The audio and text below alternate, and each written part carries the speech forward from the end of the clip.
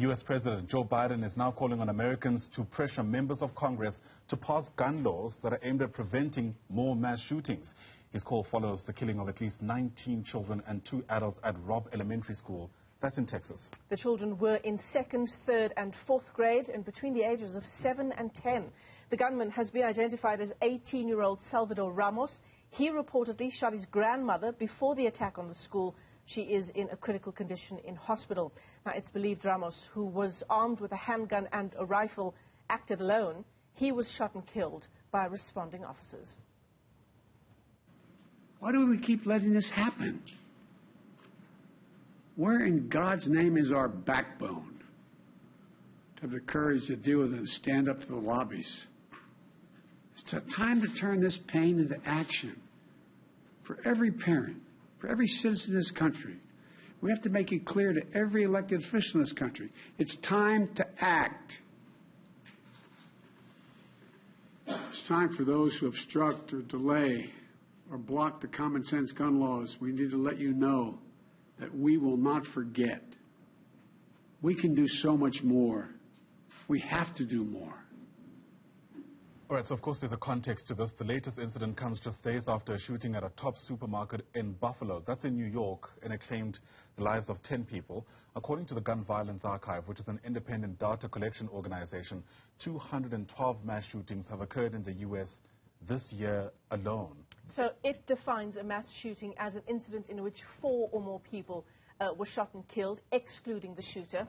At the same time, Education Week, that's an organization tracking school shootings, has recorded 27 shootings with injuries or deaths this year alone. Education Week also includes only incidents that happen on a K-12 school property or on a school bus, and that occur when a school is in session or during a school-sponsored event. Just some disturbing information there. Absolutely. Let's continue making sense of the latest developments, as it were. You know, the shooting certainly sparking outrage across the U.S., many calling for gun control laws. And for this, let's bring in Associate Editor at the Daily Maverick, Spector, who joins us via our video link this morning. Great to have you on the program, sir, albeit on this devastating development. Given the context in which this is happening, in many respects, history repeating itself, are you disappointed at the little progress that has been made, even by Joe Biden, given, I guess, what he went on in his election campaign? Well, good morning. Good to be with you. And I'm not entirely sure I can make sense out of it is part of the problem. The word appalled is probably a little too short-sighted. I mean, a lot of this comes out of a fatal confluence of things that have come together over the years within the United States. One, of course, is the original Second Amendment to the Constitution, which supposedly provides for, prevents the limit on citizens' rights to be armed.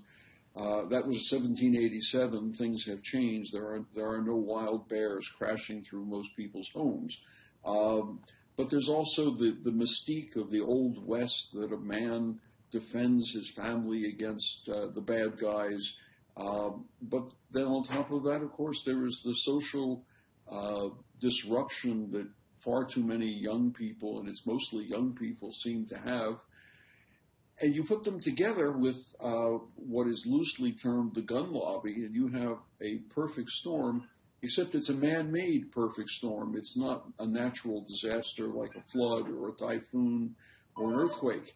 It's something that people have made, and that now the consequences exist for us.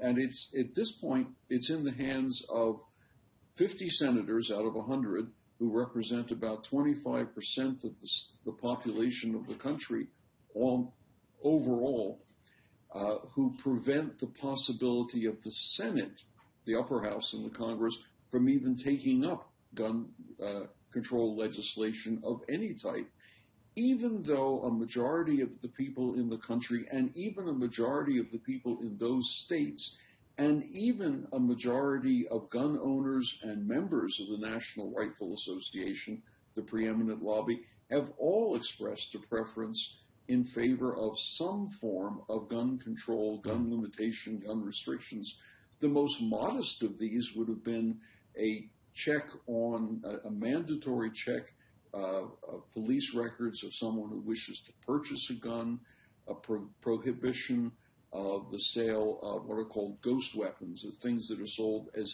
kits or in private gun sales, and the restriction on the ability of somebody, you or I or anybody else, to buy an assault rifle. I mean, no one needs an assault rifle unless you're in the military. Right. But none of this succeeds in getting passed because half the Senate refuses to consider it. I mean, the restrictions, as you pointed out, could come in multiple forms, right? We could have conversations around an all-right ban on certain weapons, including assault rifles, as it were. Or there could be a conversation about introducing restrictions such that an 18-year-old, as Joe Biden puts it, is not able to walk into a supermarket and simply buy a gun. Surely in the latter, there is room for agreement even across the partisan divide, as it were. Well, there is agreement across the partisan divide on the part of the population. Unfortunately, sadly, inexplicably, I mean, pick your description there.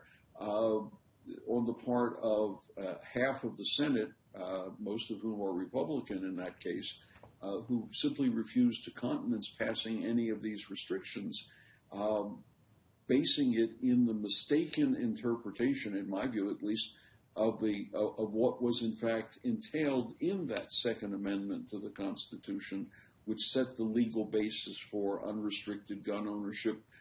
And that was at a time when the country was new and citizen militia were a balance against a national army. That time is long, long, long past. And I mean, as I say, it's inexplicable to me why some of these minimalist restrictions cannot simply be enforced. Individual states actually have some of these. You can't simply just waltz into a store in New York City and buy the civilian equivalent to an M16 rifle. You can't do that in a number of other states, but in many states you can, and that of course means that if you can buy it in state A, you can in fact carry it to state B if you are of such a mind. Right. Or as we now know, an 18-year-old can go into a supermarket of some type, buy 2 rifles, walk out, shoot his grandmother, and then shoot more than a dozen school children to death. I mean, it just boggles the mind. As I said right at the top, I'm not sure I can make sense out of it. Absolutely. Unthinkable what has taken place, especially when you think about the tragedy that has befallen a lot of the families from which these children are from. Brooks Spector, thanks for always making time. Appreciate your insights this morning. Brooks is Associate Editor at the Daily Maverick. Once again, thanks very much indeed.